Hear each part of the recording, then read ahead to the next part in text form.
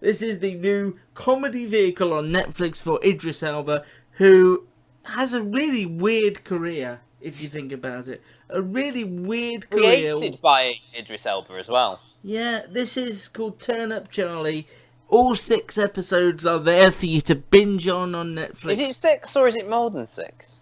And this is a strange program where Idris Elba, hunky, really, well-toned, good-looking, no care in the world Idris Elba. Well, it's a show where he plays a complete loser, and everybody thinks he's a complete loser. He's a DJ, he's a wannabe sort of David Guetta type who wants to slowly... And he was a one-hit wonder, wasn't he, we learned as well. He had like a summer hit. Who ends up sort of babysitting the precocious American child of a close friend and his wife, and becomes like a nanny to this really irritating young girl that you want to you want to attack through the screen. And it's she's misunderstood because her parents don't have any time for her. And little git. It's all right. I want to talk about a job. Yes! A nanny. You want me to be a nanny? I'm sick of having strangers watch my kid. Do you know how long on average it takes me to make a nanny quit? Kids ain't my thing. You feeling abandoned too? Yeah. Oh. Who pissed in the lemonade? What's this? That. Foo-foo.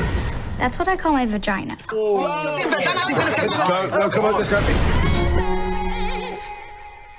It's such a bizarre program, and it does make me feel like they went to Idris Elba and said, what would you like to do on the platform?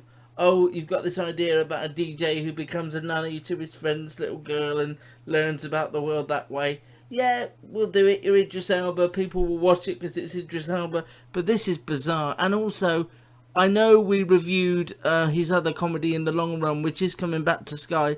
I will say now, I just don't think Idris can do comedy. I quite liked it. I think we quite liked In the Long Run. It had a charm to it, and it was based on his sort of childhood. So that had an authenticity to it, and it had sort of a decent supporting cast as well, didn't it? It had Bill Bailey in there, and Jimmy, I can't remember his surname, who was in Rev. That's the one. But this just didn't have any of that. This felt like Idris Elba does Kindergarten Cop or Mr. Nanny, or those films that you get a big action star in and they have to look after some kids. I know Vin Diesel did one as well called The Pacifier, and I think The Rock did one as well. But yeah, there's just no redeeming features to this at all. Did you just watch the one? Oh, how I got to the end of it, I don't know. I watched 2 just to see, gave it another chance, and all I got was a Craig David cameo. Oh, hang on. Now you got me interest piqued. Who is this for, though? Because I don't know. I was going to ask you. And there are 8 episodes. It's not 6, it's 8. Oh, God. Oh, God. Why? This girl, Gabby, she's just such a brat, isn't she? She's just... There's a scene, a very short scene at the start where Gabby sort of steals her previous nanny's sex toy, and she sort of complains to the parents, she's a little brat, you need to do something, and the kids and the parents just say, oh, but she's just a kid. No, she's not. She's a precocious little git who I hated and had no sympathy for. But she used that in the second episode. She says, but I'm precocious, and then she asks at the end, what does that mean? Because she's heard other people say it about her. Oh, my God. And it feels like... Is she going to have some sort of redemption arc? Yeah, I think so. Yeah, looking at the second episode as well. The first episode seems to be sponsored by the London Tourist Board. You know, they're going into Liberty of London. They're in Camden Lock Market. And Angela Griffin is in it in the second episode, so there you go. Craig David and Angela Griffin? Why weren't those big guns pulled out in the first episode? Angela Griffin's got a recurring role in it. And he's got this weird family dynamic, hasn't he, as well? He lives with his auntie. Yeah, and that's so stupid. She goes in and goes, where's my cash monies for the rent? None of that dialogue rang true at all. He's got, it's just all over the place tonally. I don't know what age group it's even it's like, is it for kids? I mean, those films that I'm talking about were for kids, weren't they? They were like family films. But this has got, you know, the Idris Elba character. You know, they're talking about sex all the time. You know, families with teenagers, perhaps. But then I teenagers, reckon teenagers would see straight through this from the even off. like 10-year-olds probably would. Ed was just saying then how people are just of a certain age are just drawn to Netflix, but this proves that the streaming service will just commission anything because it will either hit the mark or it'll just sit there buried among all their better shows.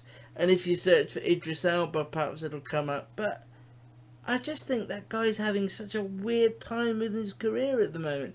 He's doing anything and everything. He doesn't seem to say no to anything. It's a very weird way of holding your career. I just found this completely banal and irritating. Ed did the right thing by missing it, and if I knew that was an option, I would have joined him. Turn Up Charlie, all 8 episodes. Don't turn up for it. Why is it even called that? It's so daft. Because he's a DJ. And also it annoyed me because they were playing Celebration at this wedding that he was DJing at, and the guy says, I don't want to interrupt your set, and he says something like, this song's got 8 minutes. Celebration by Kool and the Gang isn't 8 minutes long. Come on, people. Turn Up Charlie is on Netflix. I mean, that already got my... Yeah, that got my hackles up before it even got going. Before she even appears. So, Turn Up Charlie on Netflix if you want to put yourself through it, but don't. We did.